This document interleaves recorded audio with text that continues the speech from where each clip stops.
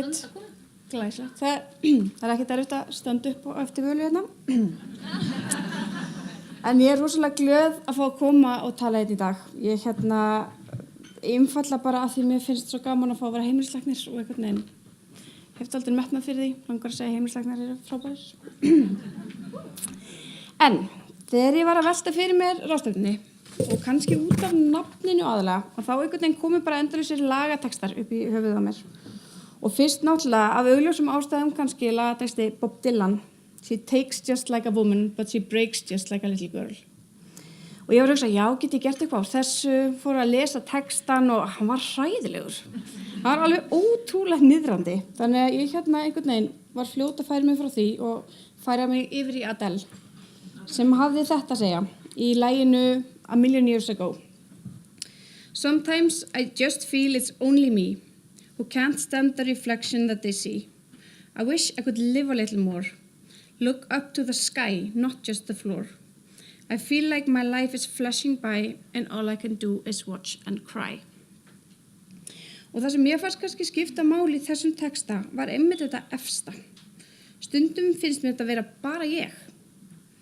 Og það held ég það sem svo margir að berjast við í leyndinni og skömminni. Akkur get ég ekki það sama á allir hinir. Og það sem við sjáum, við sem allavega vinnum í þessum geira, og þá kannski ekki síst heimilislæknar, að það er akkurat andstæðan. Við erum öll að glíma við einhvern pakka. Og heimilislæknar þeir sjá þetta mögulega frekar en aðrir vegna þess að það þarf ekkit endilega ákveðna ástæðu til að koma til heimilislæknis. Öfugt við kannski sálfræðinga eða geðlækni. Og það er ekkit óalgengt að fólk líti við út af einhverju smávælegu eins og kvef eða hálsbólgu, smá spjalli og allt í einu komin öll sagan allt sem hefur bjátað á í lífinu. Og þetta gerir kannski starf heimilislæknis að vissu leyti einstakt innan læknisfræðinnar. Akkurat þetta er það sem mér finnst einhvern veginn gullið í starfinu. Við fylgjum fólki í gegnum lífið, bæði einstaklingunum og svo fjölskyldum þeirra og tökumst á við alla þá hluti sem koma upp á lífsleiðinni. Þannig hittum við til dæmis þessa stúlku hérna sem kemur út af endurteknum eyrnabólgum. Þessa 7 ára stelpu sem vill alls ekki segja okkur að hún er alltaf illt í maganum. Úlingsstelpuna sem felur skurðan á höndunum með armböndunum sínum. Kvíðnu ólítu konuna, ungu ofurkonuna, alltaf þessari konu hérna sem við getum svo mögulega lýst á næstu glæru. Þetta er frú Fjölveikindi. Hún er 62 ára skjólstæðingur minn. Hún er með 6 langvinna sjúkdóma. Út af þessum sjúkdómum þá tekur hún 19 mismunandi lyf á 4 mismunandi tímum yfir daginn. Hún þarf helst að fylgja ströngu mataræði, sem hún gerir náttúrulega ekki. Hún þarf að hreyfa sér reglulega, en henni líður aldrei vel. Hún er alltaf þreytt. Og eins og kannski skiljanlegt að þá eru sjúklingar eins og frú Fjölveikindi flóknir að eiga við, eins og sést á myndina mér þarna í hægra horninu. En það er ekkit endilega út af sjúkdómanum hennar eða fjölda lyfja sem hún tekur. Það er jafnvel ennfremur af því að hún eins og svo margir sem við eigum í samskipti við, sem að glíma við svona marga sjúkdóma, er fyrst og fremst að glíma við erfiðar kringumstæður í lífinu sínu. Og fókusin hjá henni er kannski jafnvel meira á þeim vandamálum. Þau vega miklu þyngra en þessi sjúkdómar sem ég tel upp hana. Og þegar við sjáum svona sjúklinga, eins og frú Fjölveikindi, höldum við gjarnan að þetta sé frekar óalgengt. Flestir halda að það er ekkert margir sem eru svona. En það er bara alls ekki rétt. Rannsóknir hafa sýnt að það er þvert á móti. Þetta er mynd úr rannsókninni minni sem var á almennu norsku þýði frá 20 til 80 ára aldri og þar sést að 42% af almennu þýði glímir við fjölveikindi. Fjölveikindi er skilgreind sem 2 eða fleiri langvinnir sjúkdómar. Og við sjáum á myndinni þarna í kringum 60 að það eru 60% sem eru fjölveikir. Rannsóknir hafa meira að sýnt að flestir þeir sem koma til heimilislæknis er að glíma við fjölveikindi og það hefur verið kallað stærsta læknisfræðilega áskorun 21. aldarinnar. En það er annað sem við heimilislæknar veltum fyrir okkur þegar við hittum konur eins og frú Fjölveikindi, eins og ég myndist á hérna áðan. Og það er hvort það sé mögulega tengsl á milli endurteknu eyrnabólgana, kviðverkjana, skurðan og framhandleikjunum, táningstungurinnar, fölsku glansmyndarinnar og allra líkamlegu vandamálin á fullorðinsárunum. Og það er kannski það sem ég ætla að fjalla helst í dag. Og mér langar að byrja á þessari mynd hér. Þetta er mynd eftir William Blake frá 1795 og hann hangir upp í Tate-safninu í London. Og þetta er Newton. Hann situr á hafsbotni á þessum fallega steini með öllum þessum munstrum og litum og hann sem einn frægasti vísindamaður allra tíma að reyna að teikna upp vísindalega nálgun á hvernig þetta lítur út. Og eins og þið sjáir þá það frekar einföldu mynd. Og þó þetta hafi kannski verið meira viðeigandi varðandi túlkun vísinduna á raunveruleikanum árið 1795 þá á hún samt ennþá við að vissu leyti í dag. Oft á tíður erum við að reiða okkur á alltaf einfaldaða mynd vísindana af þeim flókna og margbreytilega heimi sem við erum að vinna með.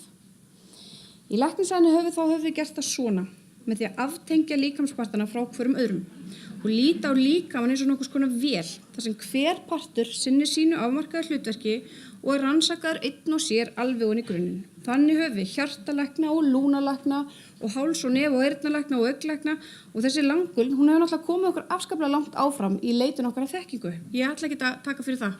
Þannig að flest allt sem við gerum í læknisfræðinni í dag byggir nákvæmlega á þessari nálgun. En þessir aðskildu partar hafa samt sem áður tapað stórum hlut af heildarmyndinni. Eru þeir ekki þétt opnir, allir saman í okkur sjálfum sem einni heild? Og hvaða mögulega áhrif hefur þessi heild á hvern og einn part? Og þá sérstaklega hvaða áhrif hefur andlega myndin á þetta allt saman? Þessi mynd hérna, hún lýsir einmitt þessum vanda. Stundum erum við heilbrigðisstarfsfólkið ekki alveg með rétt gleraugu uppi þegar við skoðum sjúklingana. Eins og þessi sjúklingur sem ég kvóti hérna sagði. Vandamálið að heilbrigðisstarfsfólk áttar sig ekki alltaf á raunverulegum grunni vandamálina sem þau eru að sjá.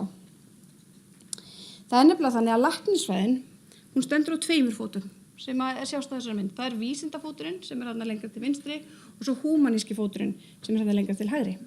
Og í leit okkar til að styrkja þennan vísindafót sem við höfum verið að gera undanfarna ár 100, þá höfum við svolítið gleymt þessum húmaníska fæti.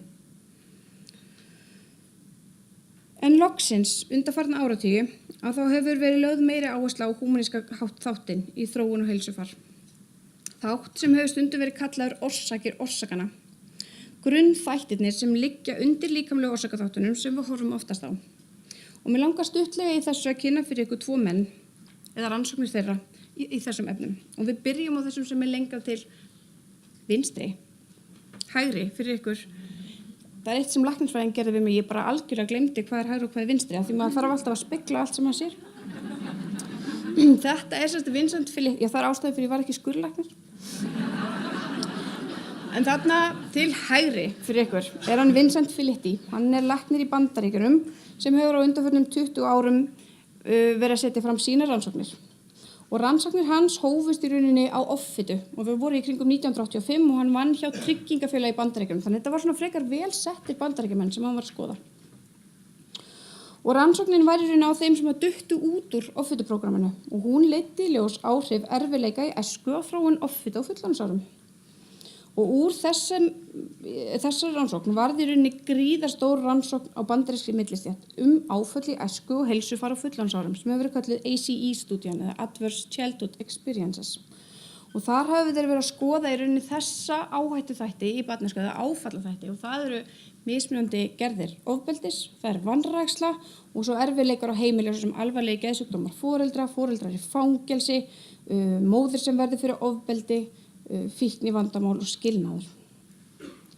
Og þegar við skoðum neðst á þessari glæru hérna hversu algengt það að hafa einhvern af þessum áfallaþættum í æsku, að það sjáum við að það í rauninni 64% af þessu þýði sem höfðu allavega einn af þessum þáttum jákvæðan og yfir 20% höfðu 3 eða fleiri þætti. Nú hvað þýðir það í rauninni? Þegar hann skoðaði hvaða áhrif það hefði á heilsuna á fullorðinsárum og hafa lent í áföllum í æsku, að þá kemur í ljós eins og sést hérna að eftir því sem þú lendir í fleiri af þessum áföllum, þeim mun meiri líkur á að þú þróir með þér heilsufarsvandamál á fullorðinsárum. Og þetta á við hluti eins og til dæmis hjarta- og æðasjúkdóma, sykursýki, andleg vandamál, verkjavandamál, hjartasjúkdóma, krabbamein, heilaáföll, lúnasjúkdóma og beinþynningu. Hann hefur líka sýnt fram á að með auknum fjölda áfalla í æsku eykst fjöldi sjúkdóma sem hefur á fullorðinsárum eða fjölveikindi. Og í fyrirlestri á Íslandi þá sagði hann eftirfarandi hluti. Tengslin á milli þessara áfalla í æsku og sjúkdóma seinna á ævinni eru sterk, þau eru hlutfallsleg og þau eru í rauninni mjög lógísk. Þau eru stærsta lýðheilsuvandamál samtímans. Það sem við það eru hughristandi mistök sem við gerum að rugla saman millistigum og grunnorsök. Og þarna að tala að við erum oft aldrei mikið að fókusera á offituna, reykingarnar, fíknivandamálið, en ekki að horfa á það sem liggur undir niðri, sem áfallasagan. Það sem við lítum á sem vandamálið oft tilraun einstaklingsins til lausnar á grunnvandamálinu. Og það leiðir okkur í rauninni að því sem hann hefur kallað the public health paradox, eða lýðheilsu þversögnina. Og þá segir hann eftirfarandi ef ég seta yfir á íslensku. Mörg okkar algengustu og erfiðustu lýðheilsu vandamál eru ómeðvitaðar tilraunir til lausna persónulegra vandamála sem ná aftur til barnæsku, eru grafin í tíma, falin í skömm, af leynd og af félagslegum fordómum samfélagsins. Þetta eru gríðarlega mikilvæg skilaboð og áframhaldandi rannsóknir á tengslum áfalla í æsku og margs konar heilsufarsvanda á fullorðinsárum að styrkjast stöðugt. Ef við færum svo yfir úr æskun og yfir úr fullorðinsárin þá ætla ég að tala um Mikael Marmot sem breskur faraldsfræðingur hérna til vinstri á myndinni. Hann hefur gert í rauninni rannsóknir á breskum starfsmönnum hjá ríkisstofnun sem heitir Whitehall og einn af stærstu bresku ríkisstofnunum. Og ég ætla rétt bara að sýna nokkra hluti sem hann hefur sýnt fram á. Hérna til dæmis á þessari mynd að þá sjáum við áhrif óöryggis í starfi á ýmsa heilsufarslega þætti á 10 ára tímabili. Sjálfmetin heilsa þeirra sem höfðu starfsóöryggi eða þeirra starfsóöryggið versnaði við tíman var töluvert verri, andlega heilsan var verri og þeir áttu frekar við langvarandi veikindastríða á eftirfylgdatímanum. Hérna sjáum við svo áhættu á hjarta- og æðasjúkdómum eftir því hversu mikið hrós þú farið fyrir vinnuna með við hvað þú þarft að leggja mikið á þig fyrir hana. Og þannig að þeir sem þurfa lítið að leggja á sig en fá mikið hrós, sem hérna vinstra megin, eins og stjórnendur til dæmis, litla líkur á hjartasjúkdómum. En þeir sem þurfa að leggja mikið á sig og fá lítið hrós, eins og til dæmis þeir sem að stunda þrif inn á vinnustofnum, í mikilli hættu á hjarta- og æðasjúkdómum.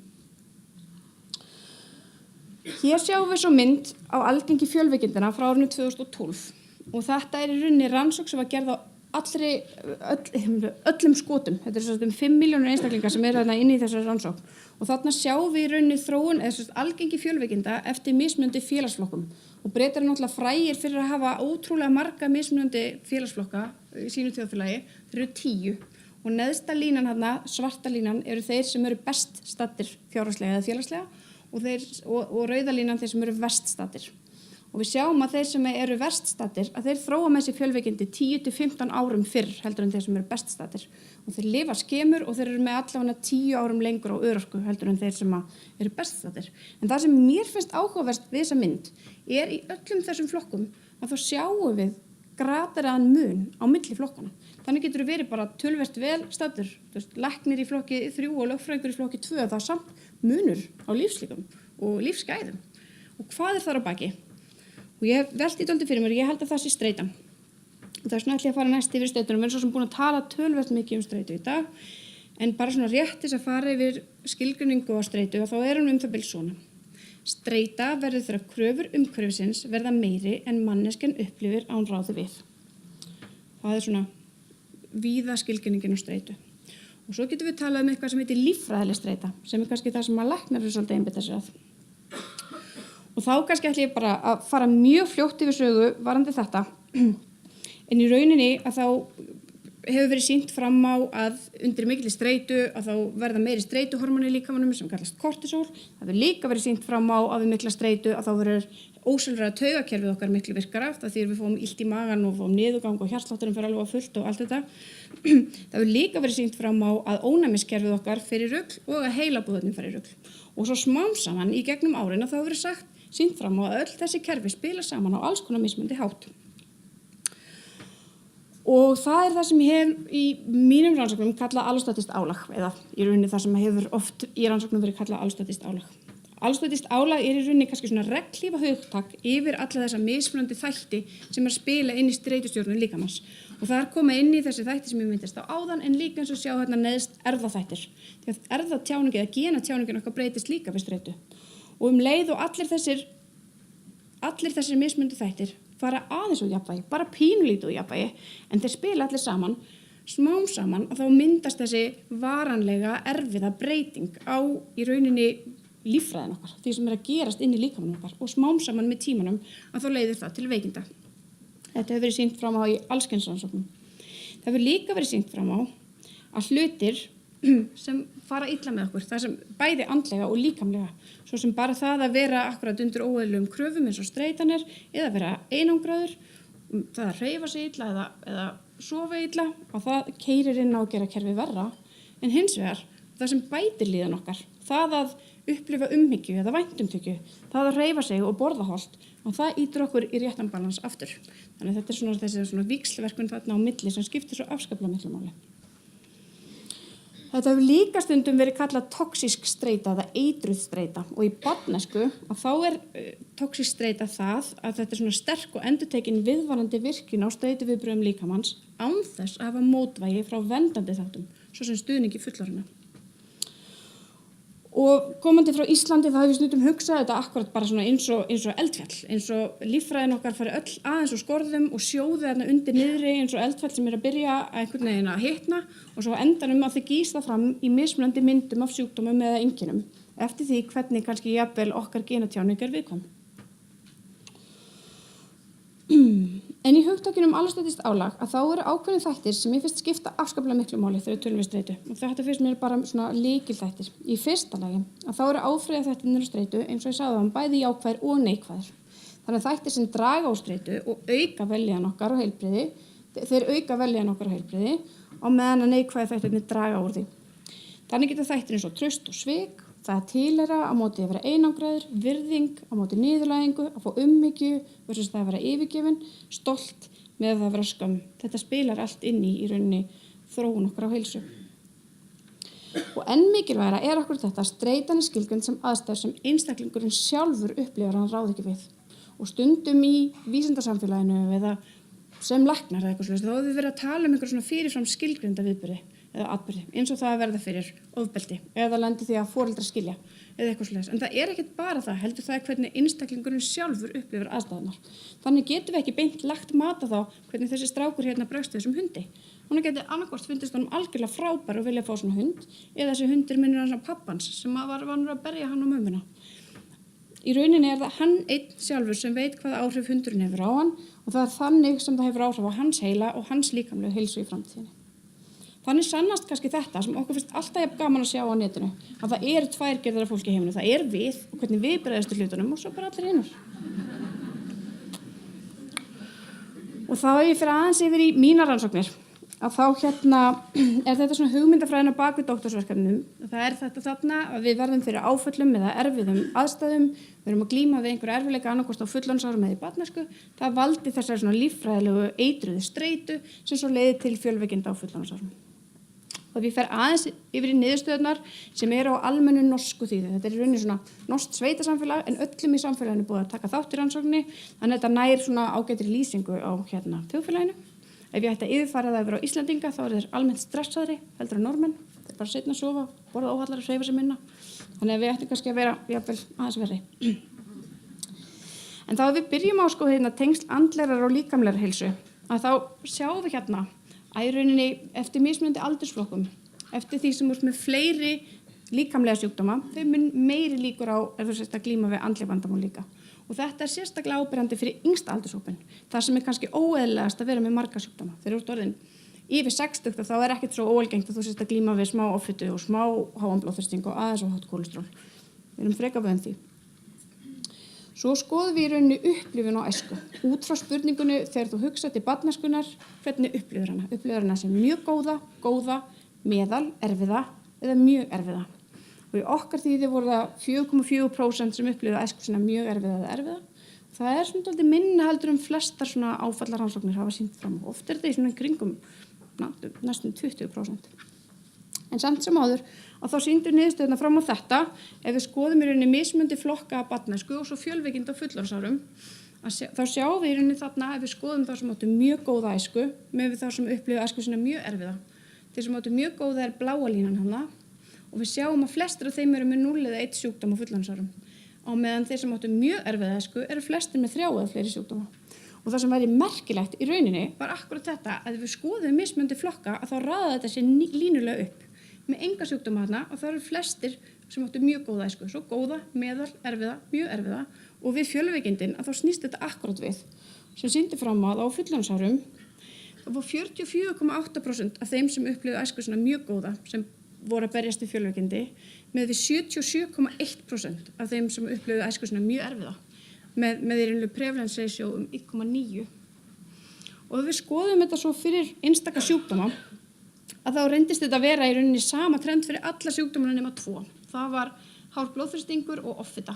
En við sjáum til dæmis varðandi andlegu heilsuna sem 4. línan hana, það var 7-faldur munur á algengi eftir hvort þú upplifir æskuðina mjög góða eða mjög erfiða. Og 4-faldur til dæmis varðandi tannheilsuna, varðandi það að upplifa bakflæði, að vera með langvinnan lungnasjúkdóm, 3-fald varðandi vefjagigtina sem reynda mjög sjaldgæf í Noregi og nánast 2-falt varðandi langvinnan bakverkjavanda. Ef við skoðum svo þessar líffræðilegu þættir sem að svona allostatískt álag eða eitruð streita hefur áhrif á og þá sáum við líka að þeir sem hafðu upplifað mjög erfiða barnæsku að þeir voru minni heldur en þeir sem upplifðu mjög góða barnæsku. Þeir voru með breiðara mitti og þeir voru þyngri og þeir voru með hærri hvíldarpúls og hærri bólguprótein í blóðinu. Loks vorum við að skoða í rauninni tilvistarvanda hjá hraustum fullorðnum, þá sem voru ekki með sjúkdóma á fullorðinsárum og þróun á fjölveikindum 11 árum seinna. Og við veldum meta milda streituþætti, ekki þessi stóru áföll, heldur svona þessar vægari þætti, út frá í rauninni huglægu mati einstaklingana. Og völdum þá þætti sem okkur fannst viðeigandi út frá hugmyndum sjálfsáleit, vellíðan, lífsmarkmið og félagslega tengingu. Og þá sáum við skoðum í rauninni þetta, að vera ósáttur við lífið, að hafa lítið sjálfsáleit, að finnast lífið innihaldssnautt, að njóta ekki vinnuna sinnar, að hafa stöðuga fjárhagsáhyggjur, að upplifa að eiga of fáa vini, að treysta ekki nágrannanum sínum, að sjóða af reiði en sýna það ekki og upplifa ekki innri ró, hafa svefnleysi sem truflar vinnuna eða upplifa heilsu sína slæma. Og hérna svo sjáum við líkurnar á því að þróa með sér fjölveikindi 11 árum seinna eftir hvort þú svarar já við þessum þætti eða ekki. Og þá sjáum við náttúrulega neðsta hérna það að upplifa heilsu sína slæma þrátt fyrir að sért ekki með neitt sjúkdóm að það sló sterkast út. En allir þættirnir nema það að treysta ekki nágrannanum sínum, það er greinilega mjög heilbrigt að treysta ekki nágrannanum sínum. Allir hinir þættirnir sló út með aukna áhættu á að þróa með sér fjölveikindi 11 árum síðar. Og þá sérstaklega það að vera með svefnvanda sem hefur áhrif á vinnuna, að upplifa ekki innri ró, að hafa fjárhagsáhyggjur og að upplifa maður ætti ekki nógu vini. Og þarna kannski ef við tölum aðeins kynjamuna, því ég hef ekki talað kynin í þessari ræðu hérna, að þá var þetta með að sjóða af reiði en sýna það ekki, og það var mjög sterkur áhættu þetta hjá körlum, að meðan hjá konunum þá var það meira þetta upplifa ekki að það ættu næga vini. Mér fannst mjög áhugavert.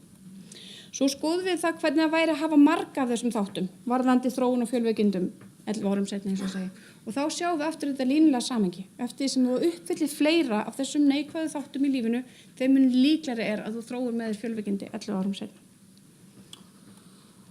Og svo loksins að þá ákváðum við að bera saman í rauninni kannski upplifun á barnæsku og svo þessa álagsþætti á fullorðinsárum. Og í rauninni af því að þarna vorum við að skoða þá sem voru hraustir í byrjun, þegar álagsþættirnir voru til staðar, að þá verið að taka það fram að helmingurinn af þáttakunum sem upplifðu slæma æsku voru þegar komnir með fjölveikindi. Þannig að þeir voru ekki með í þessu, þetta aðeins minni hópur. En samt sem á að sjá við mjög skýrt á þessari mynd, að þeir sem upplifðu í rauninni mjög góða æsku, þeir eru miklu líklegri til þess að hafa 0 eða 1 af þessum neikvæðu streituþáttum á fullorðinsárum. En þeir sem upplifðu erfiða æsku, að þeir eru ennþá að glíma við alls kyns erfiðleika á fullorðinsárum. Og það er kannski eitthvað sem við þekkjum mjög vel úr vinnunni okkar líka. Þannig til að taka þetta saman, upplifun okkar á æskunni hefur greinileg tengsl við líkamlega heilsu á fullorðinsárum. Í rannsóknum á eitraðri streitu kemur skýrt í ljós hvernig áhrifin eru mest snemma í barnæsku og minnka svo þegar líður á ævina, en eru samt ennþá til staðar. Út frá þessum niðurstöðum mínum mátti leiða því líkum að erfiðar aðstæður, bæði í barnæsku og á fullorðinsárum, skrifist í líkamann með því að valda vanstillingu á líffræðilegum stjórnkerfum sem svo leiða til flókinna sjúkdómsmynstra. Og loks hann Vincent Felitti með áföll í æsku rannsóknina sem ég myndist á hérna áðan. Hann hefur gert rannsóknir á því hvaða þýði að minnast á þessi áföll eða tala mikilvægi þeirra. Og hann sýndi fram á að bara með því að opna á spurningana, ræða þetta.